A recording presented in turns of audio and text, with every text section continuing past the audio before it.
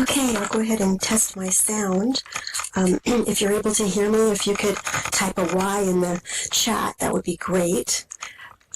Good. People are able to hear me.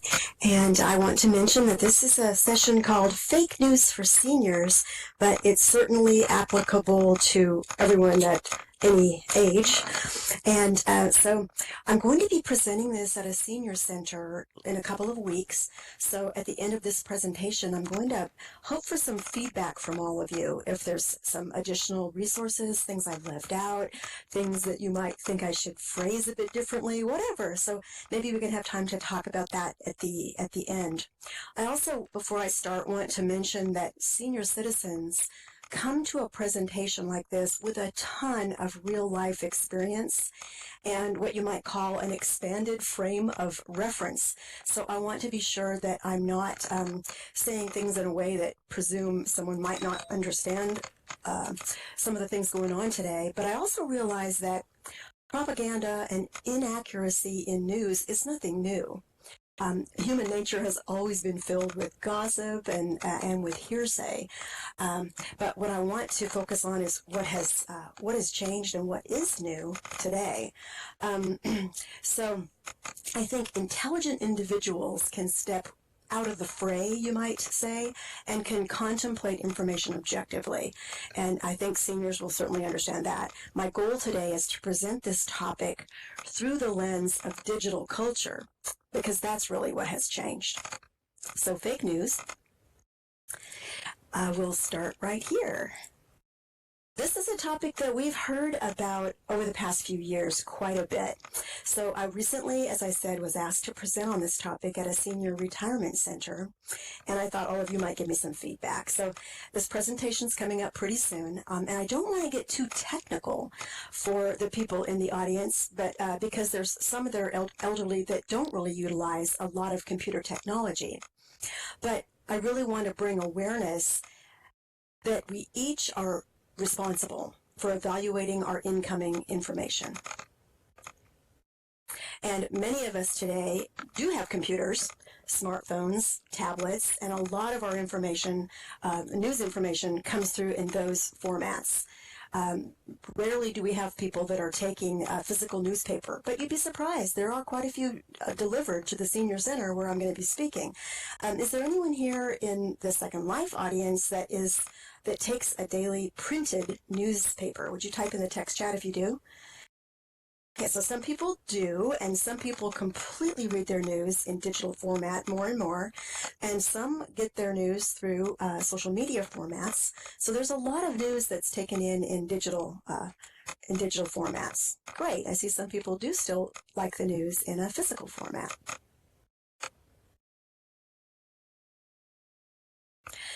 So it comes in print, comes to digital. We're talking about how many of us take it in a print form. It seems more and more of us are getting it electronically. How many of you get primarily your news on a digital device or on the computer? Anybody want to tell us about that? Because no matter where you access your current news information, you could run into some fake news. In fact, you most probably will. So we're going to talk about what makes a news story fake. And here's a few just suggestions about that. Oh, cool. Alexa can read the news updates. That's good time management. First of all, the first thing that can tell you that something's not accurate is it cannot be verified. So if you find an article that you cannot find it anywhere else, that's certainly a red flag. And number two, and this is a really important element of what could be fake news appeals to your emotions. So if you're reading something, viewing something, scrolling through something, and it's making you feel angry or frightening you or really giving you any strong emotion, that too is a red flag, and you should question the purpose of that information that you're receiving. Playing on your emotions is one of the main ways that fake news or misinformation or propaganda is spread. Number three, fake news authors usually are not experts in any given field. So it's really important to ask this question when you're taking in information. Who's telling me this? And you can check on that individual and see, do they really know what they're talking about? Is this an expert? Most authors are not journalists, and quite often they're paid trolls. There's a trend today, and I read recently a book called The Death of Expertise. I'm not going to say it was a great book. Most of it wasn't things that I wasn't already familiar with, but the premise of this book I really appreciated.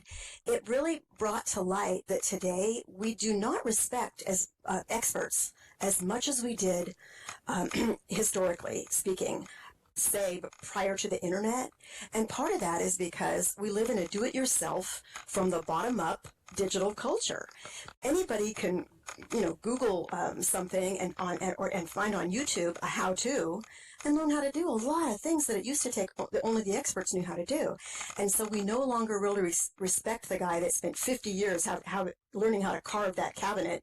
You can just go to IKEA and buy one. So we don't live in a culture that really, really has respect for experts. So I think with Google, we have this tendency to Google for facts and become knowledgeable ourselves.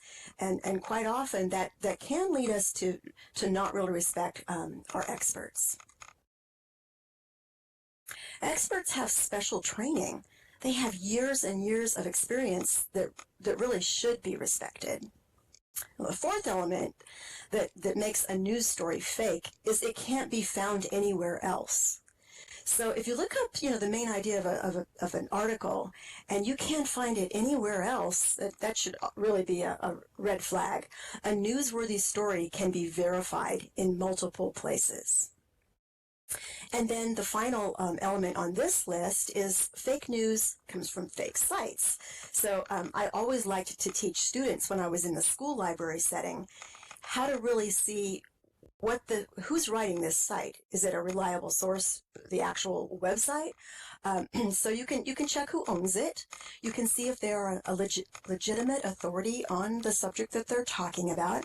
But the problem with this is it sometimes takes a lot of time in order to search for the About section on websites, check the domain name, the ownership.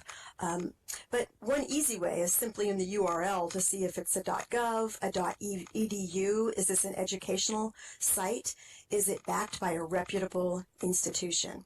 Or are you reading something on an individual's blog that's their personal opinion? Then you might want to check, who is this person? Do they have credentials to be talking about this subject? So these are some of the things that we need to think about up front when we're considering our news sources. So how come we're talking about fake news all the time these days? Where did fake news originate?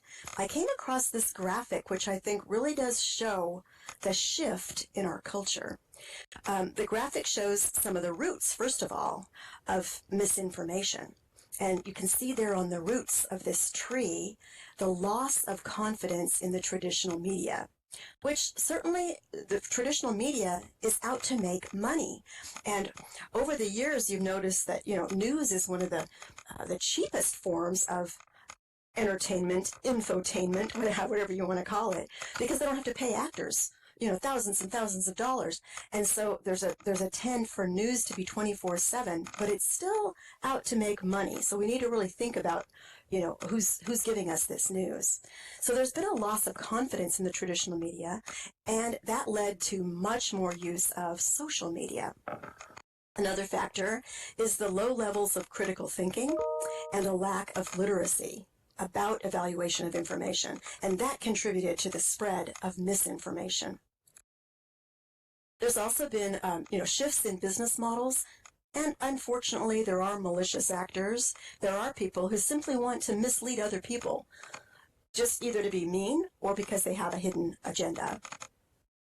So phony content sometimes, makes it way out there into our world of information. So business models after the internet became available rapidly shifted from a top-down model to one coming up from the bottom, from the people themselves. And we all know that we are prosumers now in digital culture. We both consume and produce content ourselves. But are we really producing high-quality content, making sure that it's accurate? A 12-year-old boy with a YouTube channel can make it look pretty slick.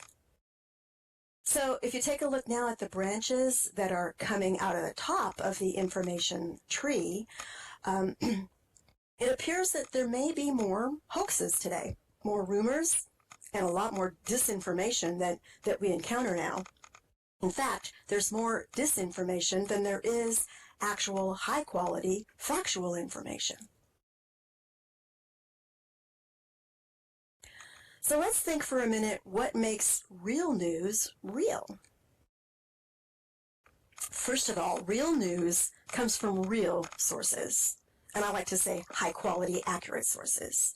And these sources have a code of ethics, and they will follow a mission statement that has been carefully considered. Real news is written by trained professionals. Usually a journalist has a degree, often in the field in which they are reporting. So they understand all of the facts and factors contributing to that information. And the third thing that makes real news real, there's a goal here of real news, and it is to inform us. It's not to scare us, not to infuriate us, nor to make us feel anxious. Fourth factor is that real news can be verified, and you should be able to find reports, statistics, and other real news articles that support what it is you're reading. But I mentioned earlier that is not always easy. How much time do we have? I loved Gentle's first part of her presentation, particularly when she talked about the time that we waste with all the distractions and notifications. And, for years I've been saying technology has not made my life easier. It's just allowed me to produce twice as much, or maybe 4 times as much. I'm way more productive, but do I need to be? And all this stuff that's coming in at me, do I have the time to evaluate it? It is so time consuming to go out and evaluate the incoming information that comes at us every day. So you can find those supportive materials that will confirm whether or not what you're reading, when it's something that you really need to do that. The main thing that I like to tell students is you should always have a questioning stance, a questioning attitude about what's this I'm reading? Is this really true? We have to have that stance. It's up to us to be responsible.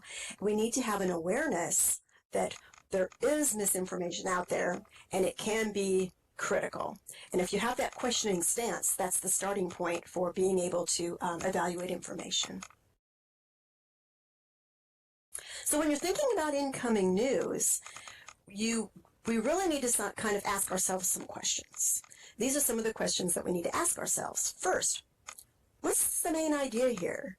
What's the big point? And is that point evident right off? Is it easy for me to find? And does this title make sense? If it doesn't, there may be something hidden here, or maybe there's something misleading here. So that's the first thing to do, is right off the bat, what's this all about?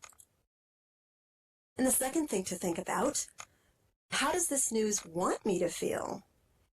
Are there a lot of exclamation points here? Are there a lot of bold words that are, they're pulling, my attention, that might want me to feel something? And then we can ask, does this news provide evidence for its claims? And is that evidence from good sources? And then we can also ask, can I verify these claims? Can I go out independently and find some information that verifies what it is I'm just reading right here? But as I said, that could be time consuming. I think building a good network of field experts, that are experts in different areas is one way that can help us do that. And that's something here at the Nonprofit Commons that I think we have helped each other with.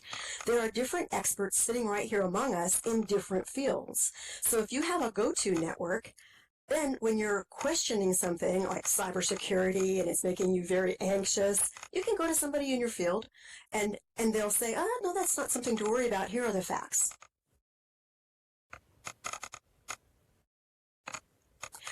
So the internet gave rise to blogging, and sites where every one of us has a voice. Anyone can have a blog. All of us can share and curate on social media. But not everyone has the knowledge, nor the understanding of various issues in particular fields, such as science. In Scott Gantt's book here, you can see that the title is We're All Journalists Now.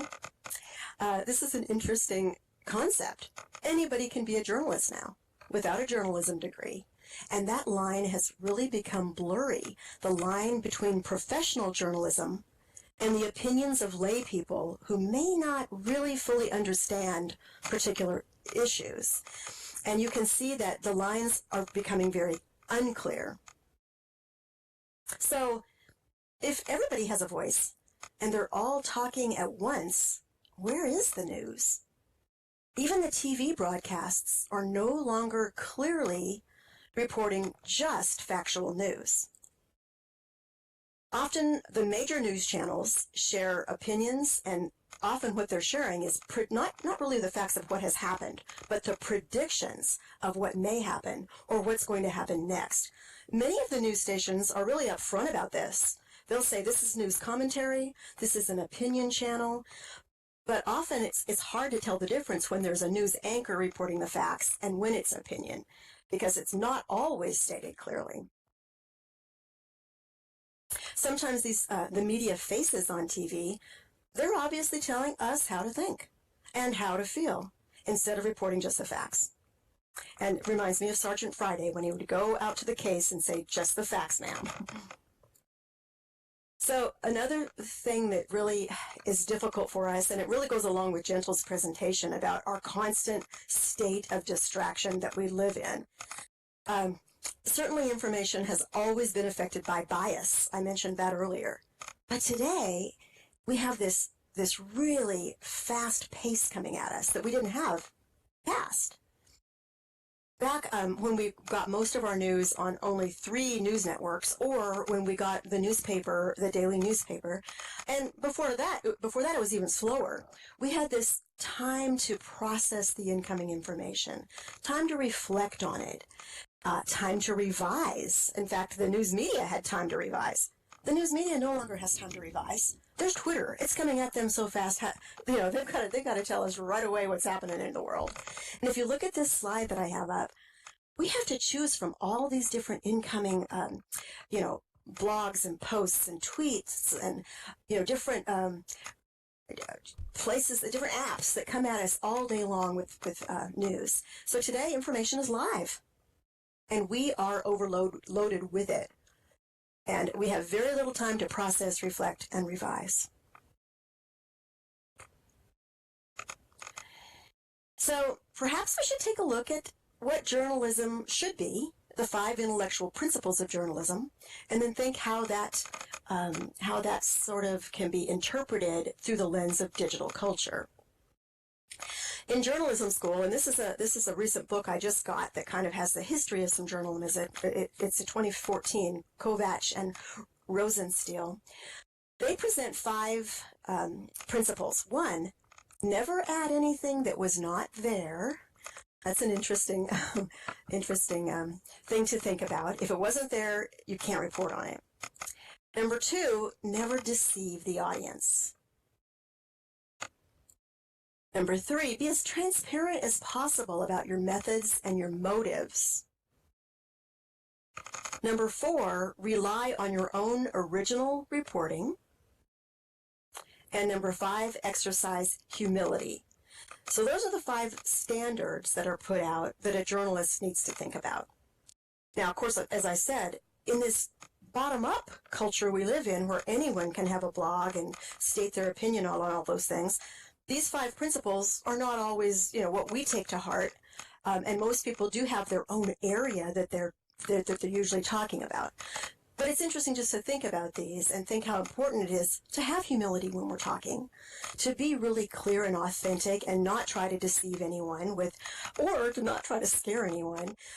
For me, because my area of interest is literacy and I'm passionate about digital citizenship, I sure don't want to scare my students in the future by, heavy-handedly pounding them about privacy and security and, malicious hackers out there that want to steal their identity. No, there are concerns, but I don't want to bombard people and frighten them about it.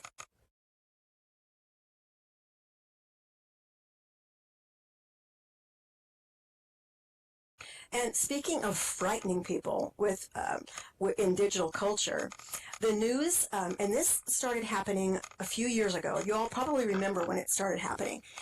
Everything became breaking news. And I think it's a way to make money because, of course, they want us to stay glued to their station. We've got the scroll underneath, so we're trying to keep up with all that scrolling information under the news anchor. We've got breaking news, and all these graphics that make us look like the world is coming to an end. Sherry Turkle, a professor at MIT, she's written many books about digital culture, and she believes that media hype and this breaking news has created what she calls a culture of catastrophe. Our kids are growing up in a world where we tell them they have to have their cell phone on in case of an emergency, and not every story is breaking news. We don't want the world to walk everywhere we go in the world feeling this anxious fear.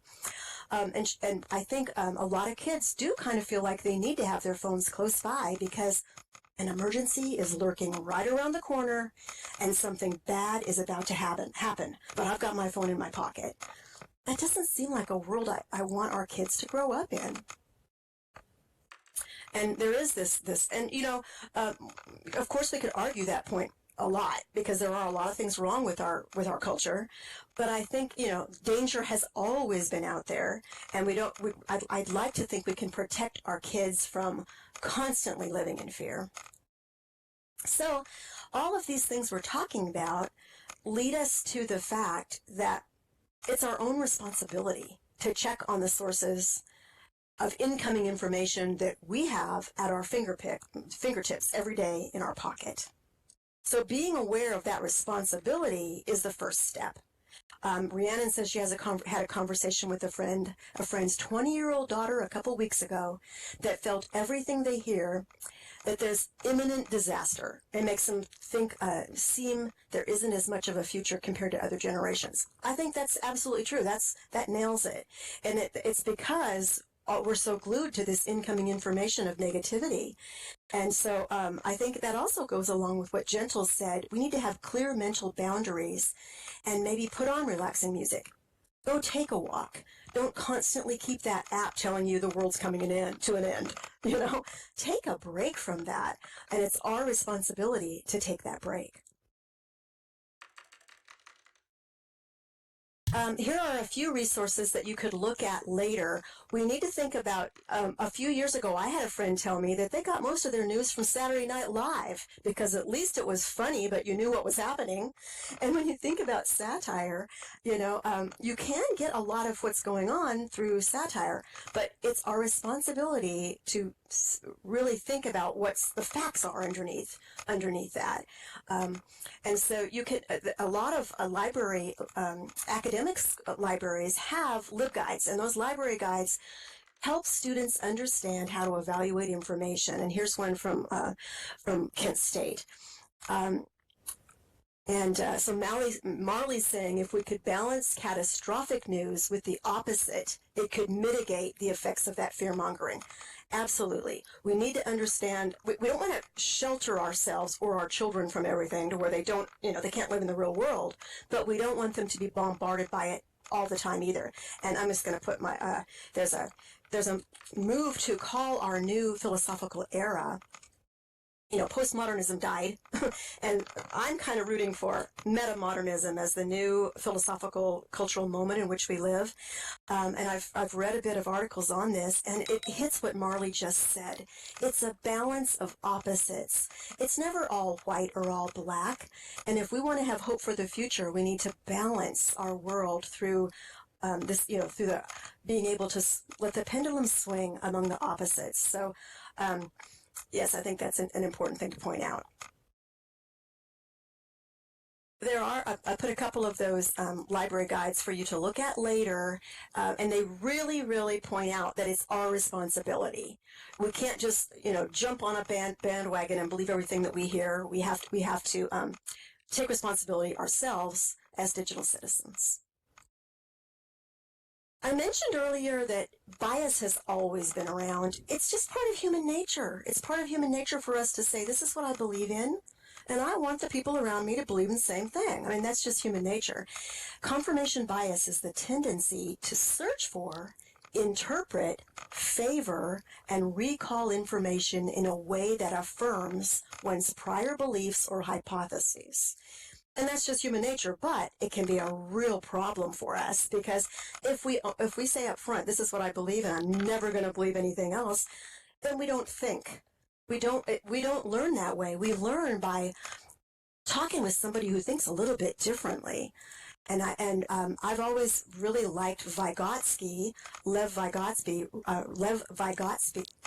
Vygotsky is a Russian behavioral psychologist, and he trained a lot of people about the brain's development, and that we learn not just by ourselves, but in a social context, really by batting heads with somebody else and saying, no, wait a minute, what about this? And the other person says, no, wait a minute, what about that? And then we learn, sort of in collision with each other's ideas. And I think if we're open not to, to just confirm our own ideas with bias, it's so much better. But that's hard because we get emotional about our ideas. So instead of following those that think like we do, we should strive for checking our own biases through the respectful debate of ideas. And debate classes used to help people. They'd pull out a slip and it would tell them which side they were on. You either have to argue this point or this point. And you would have to, without showing your emotion, argue that point. That's kind of difficult for people these days. We've become comfortable with anger, tears, and getting really emotional about an argument. And a really good intellectual debate doesn't do that. I think it's important that we kind of think about that loss of the ability to debate and to not take things so personal. There are also some projects out there to help us check facts. But because I said that can be really time consuming. It's difficult for us when we don't have a lot of time to go out there and check all the facts. We would like them to all just be in one place. And I'll check the chat here when Sophia has something to add here about the news. When the news broke in a town here, the local people were saying no. Okay. Yeah, so the program was looking at how different people were picking the narrative that suited their ends. We see a lot of that right now. And it's hard to get to the bottom of it because you can see different sides of things. And it's so time consuming to evaluate what people are saying and how they're feeling. So since it's so time consuming and we can't believe everything we see online or on TV or really in any media format, it's too easy for malicious individuals to create something that looks really slick and believable in the information landscape. So there is a place called the Fact Checking Project at the American Press Institute, and they aim to increase and improve fact checking and other accountability journalism practices. You can look at that. I'll put the link right here. You can check that out later. I know when I was working in academic libraries, and that's at the college level, there was a turning point after the internet, and for me it was really the early 2000s particularly, when young people would no longer walk into the academic library. They said, if it's not online, it doesn't exist. I want academic databases that are online. I'm not going to walk and then commuting students who don't even go to the physical campus library. Maybe they live hundreds of miles away, or maybe they're taking an completely online course. You can find all kinds of high quality information online through academic databases. And they actually believe, and they would state, if it's not online, it doesn't exist. Well, it's interesting. We live in a turning point where, we need to think. But just because it's online doesn't make it automatically true and accurate. So we have some points to consider here. 3 points that we really should consider when we're thinking about this whole concept of fake news and inaccurate information. Today, news is mostly opinion.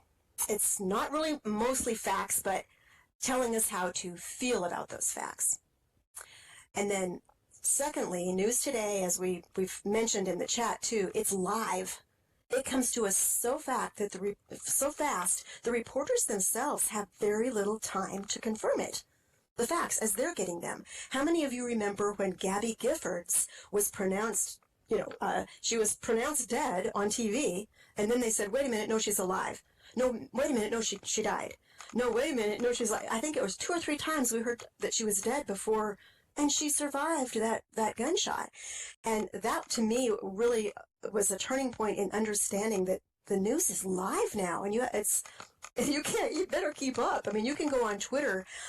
How many of you went on Twitter when Notre Dame Cathedral was burning and you could see the live pictures and people were devastated and people were saying, tears are streaming down my eyes. I mean, we can see things live on Twitter. That's probably, the most amazing information phenomenon if you think about it. So now, number 3, the ball is now in your court to verify the news. Nobody else is going to do it for you. What a huge responsibility that we have to teach our young people now. You just can't believe anything. You have to be able to understand how to evaluate for yourselves. So, if we all agree that it's up to us each to be an evaluator of our incoming information, and since we choose the format and the device, we choose the channel, and we choose to curate our own news today in this digital world we live in. What can we really do about the fake news? Well, we can be on the lookout. We can have a questioning stance at all times, and we can be cautious without being over anxious and feeling like we live in a culture of catastrophe. We can be calm but cautious. We can be willing to look at our own biases and willing to listen respectfully to other people, even when they get emotional. Marley says here, the scariest info phenomenon is the ability of technology now to doctor photographs and film to make something look real and factual when it's not. And the average person would have no way to question it. That is an excellent point. I think the next generation of learners is going to be a little bit more familiar with that, because they're actually able to do that themselves. When I walked into an Apple store the other day, I saw some 5-year-olds, and the guy there was teaching them how to create their own emoticons. And I thought, they're going to be pretty comfortable with this kind of stuff. Yes, and a good point, Rhiannon, talking about AI. AI is going to change some of this as well, with being able to manipulate videos and various things like that. So when we're in doubt, we are going to need to check for valid sources and continue striving to become better digital citizens. And I really like closing a presentation with a quote. So I'm going to close with a quote, and then I'm going to ask you guys a few questions about how we think about this, and particularly how senior citizens might feel about this, because some of them did not grow up in digital culture. Here's a quote for you. And you may have seen this particular quote before. It's pretty famous. The problem with quotes from the internet is that it's very hard to verify their authenticity. Abraham Lincoln. Yeah, I think that's good, and it's a good one for really young children to see the point, because there's. You say funny thing. Like that. That's a good little laugh there. Yeah, it's so true that we see a lot of stuff like that. And I had a young woman, very tech savvy young woman. She was probably in her early 40s, and she posted something that I really thought was insightful. She shared a quote on Facebook. So I IM'd her and I asked her, where did you get that? And she said, oh, I have no idea. Everyone just posts these things and nobody really knows where any of them came from. It really just blew my mind because I thought what she was saying from, nobody cares where it came from. And if we don't care where our history came from, we're in big trouble. I mean, it's not, people think that the reason to cite the quote is so you'll get a good grade on your term paper. That's not the reason. The reason you cite where something came from is the history of civilization depends on it. So I think it's important we think about that. No, Marley, I'm not giving a huge list of fact-checking sources, but Snopes is a really good one, and I can add that definitely to my. I'm basically giving just an overview of why it's important and how you should be thinking about it. Snopes is a really good one, especially for those, those urban legend kind of crazy stories that we get. So. Any other questions or comments on how you think seniors would interpret this presentation?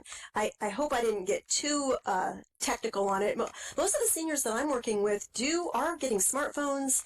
They check their email, they're texting, they're comfortable with basic internet searching. So, I don't know how many of them actually get news.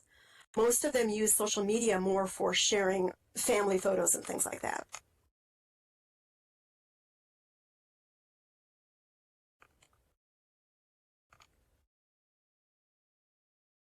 So I'm going to check the stat. Okay. Oh, good. Here's Rhiannon is giving I'm going to save these and maybe make a good list of them. Another one from a University of Massachusetts. It's got Snopes on it. That's a great list. Thank you. I'm going to copy that list for sure.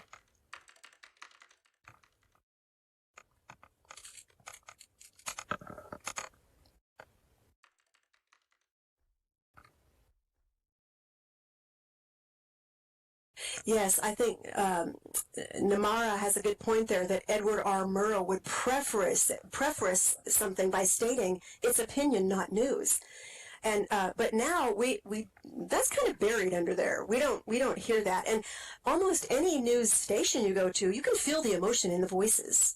It's not quite often that you hear someone that sounds, even in their voice, very objective. But oh, good. Bluesy's saying it works. I don't want, for me, you don't want to scare people into thinking that there's no way we can ever find accurate information again, but yet we want them to realize that you really need that questioning stance.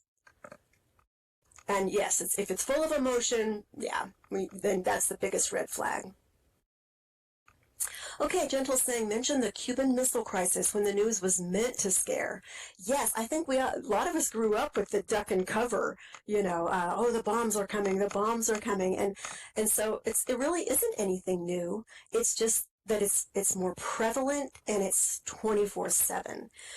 My daughter told me she got a little bit addicted to her news app, and she finally just deleted them all from her phone because she realized that whenever she had a free moment, she was pulling out that phone and going to check the news. And, we don't need to do that. That's back to what Gentle said. We need clear mental boundaries in our mind of, I need to just breathe and relax right now, or do something else, realize what it is we're doing. Okay, let's see what else. Sophia's, I don't know if this is a phenomenon in the U.S., but increasingly in the U.K., they're using vox pops on news broadcast, essentially meaningless. Can you elaborate on what the vox pop is?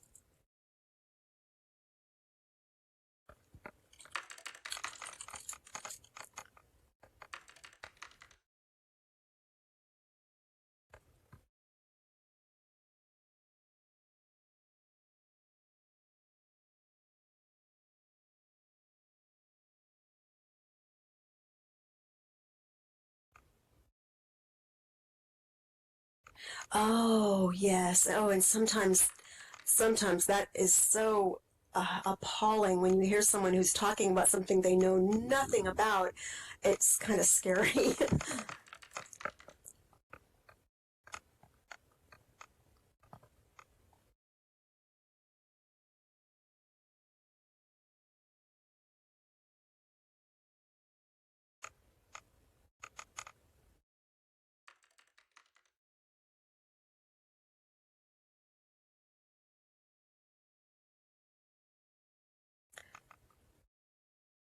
Yes, absolutely. And they do want to fill that airtime and keep their viewers watching. And sometimes that, crazy things, emotional things, fast pace, that keeps people tuned in. And so I think, we just have to be cautious about that.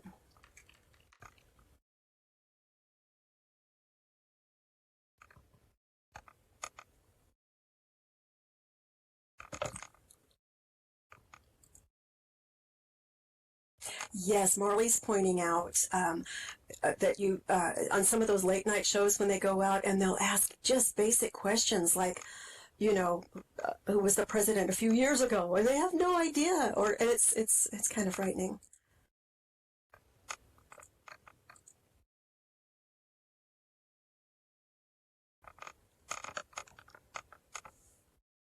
But I think part of it is even when you think about young people today and what they have to learn, they have all of the technology tools that they have to master, as well as the academic content. And I'm wondering if any of you feel like there's not as much emphasis on teaching history and learn, because people figure, oh, if they need to go and learn about who those facts and dates, they can just go on Google and look that up. They don't really need to memorize that. But if you don't learn all of the timeline of history, you're not going to understand how it repeats itself, and understand what was going on throughout our changing civilization. But do you feel like there is a bit of loss of learning history?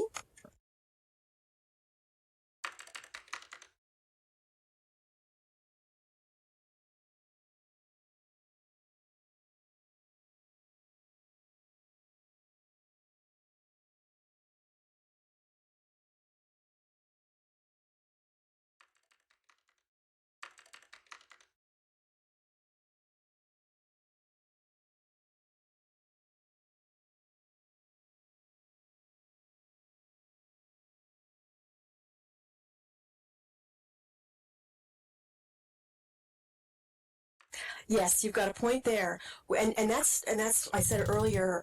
Bias is nothing new. You can go back. Every country has always kind of done it, and every culture looks at things through through their eyes. And I think that's one good thing that we're teaching our students now, is to look, at the diverse perspectives, because that's true. You can look at and as a librarian, I had this when I would read old books that were out of date, I would save some that were so horribly, biased, and I had them back in my office. I called it the shelf of shame, and it would be like, just things that were so biased, and some out of date, futuristic things that would like House of the Future.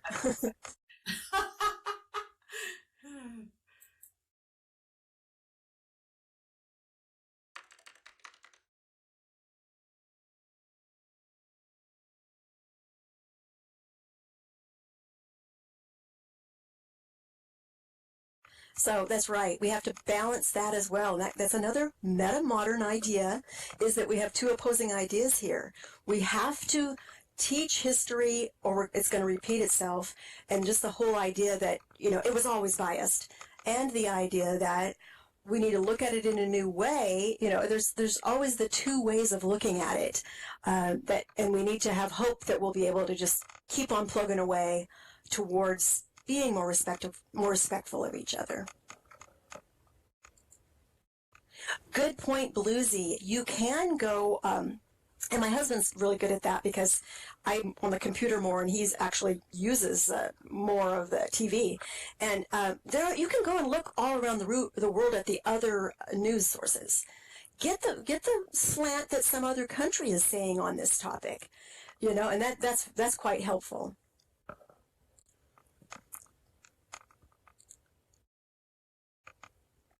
but quite time consuming, as we've mentioned before. That's why I think sitting here looking at all of you, I realize that building a network of people that you trust as individuals because you know their strengths, and you know their areas of expertise. That is a really important thing to have in digital culture, because a lot of you have helped me with various technical skills and different ideas, whether it's someone with more of an artistic side, or like Marley knows more about psychology and art, and Franz knows all about all those technical things that are outside my area of expertise. You could, if you have people, and Gentle, who understands so much more about disability and what that's like, and what those needs are. When you have a community that's helping you understand the things that you're not really good at, that's how you grow and learn, because none of us can be experts at everything.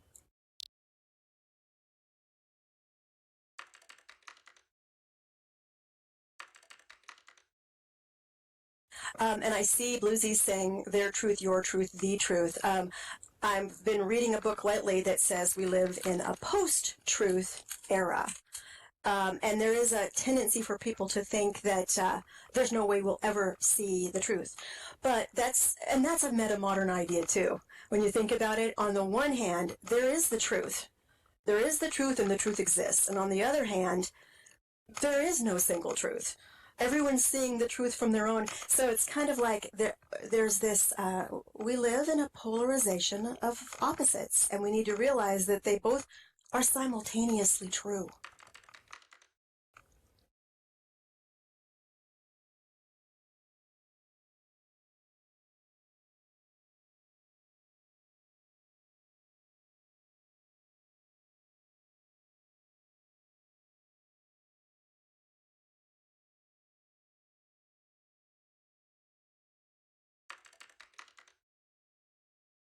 So this has been real helpful for me to be able to pace for how I want to present this to the seniors that will be hearing this. Was there anything in here that you think I should maybe delete or not? Maybe soft pedal. I don't want to be overhanded in, but I think everyone's aware that, especially people who have lived a good while, that the news is faster now. The news is faster, there's more of it, it's nonstop, and I think everyone's also aware that it's a little heavy-handed on the culture of catastrophe. In that, and anytime there is a real disaster, there's always these information graphics, that makes big, huge things, and things like millions of lives are are at risk, and it is constantly bombarding us with devastation, and I think everybody's aware of that.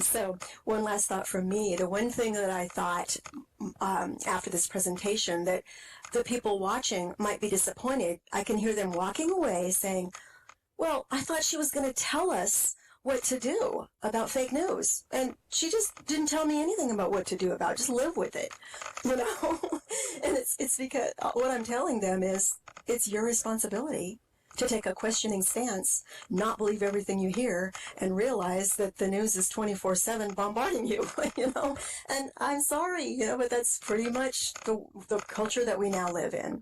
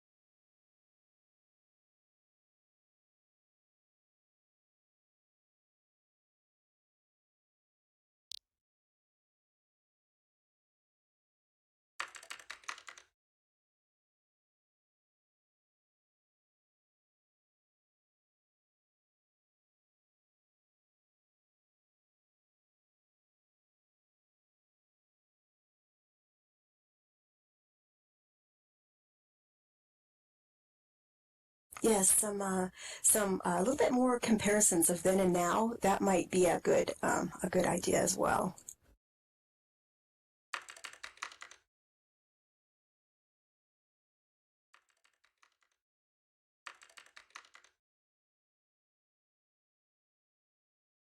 I'll have to say it's really so interesting to do a presentation right here in Second Life and use these same slides and present in the physical world. I know a lot of you have had that same experience, but because they're exactly the same, and it's like for those of you that have been in Second Life for a long time, it's like the work that I do as a librarian here and the work that I do in the physical world. There's absolutely no difference. You know, it's only people who have never been in a virtual world that would look at this and go, "Woo, what's that?"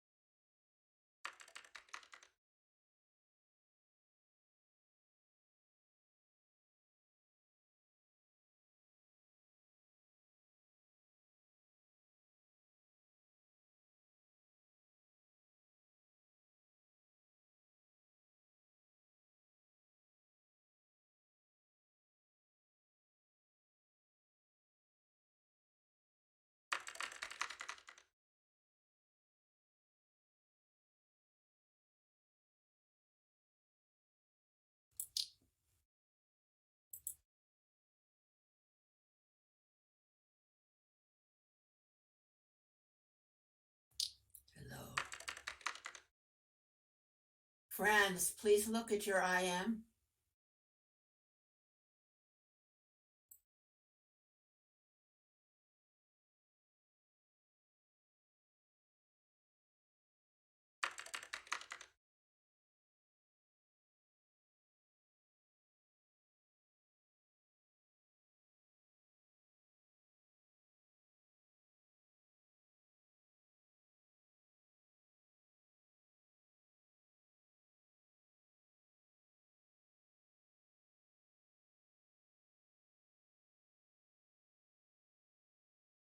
Okay, feel free to put another question or comment in the chat, but I do want to also mention while you're all here that we're already in fall and it's October and it's time to start thinking once again of the Dickens Project. So if you have never been to the Dickens Project, it's from right after Thanksgiving all the way till the end of the year, all through the month of December, and we're going to be once again presenting our Dickens Research Center with research projects all about Charles Dickens, A Christmas Carol, the Victorian era. And if that sounds interesting, contact me later, because even if you just send me a graphic or a PowerPoint with an idea about Dickens, we're adding to our research center. We found out a bit about Dickens' rocky marriage, and we're going to have that in this year, as well as things about, the hard lifestyle of the children and the debtors' prisons and the food and the clothing and just all the different aspects of Victorian life.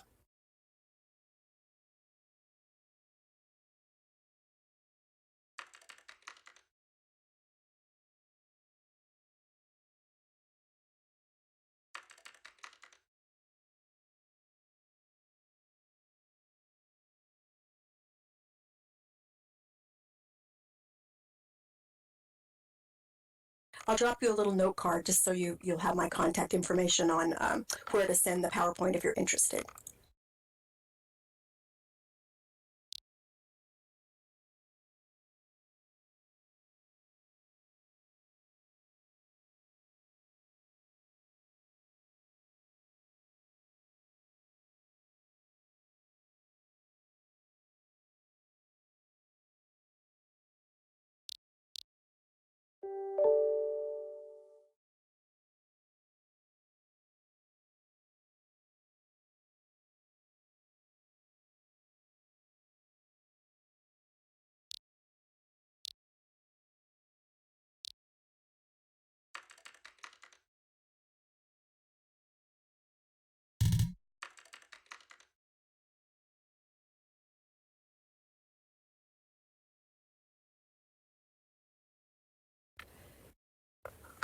All right, I'll go ahead and take a seat. Our tour for Dickens will most likely be the first Friday in December. That would be December the 6th.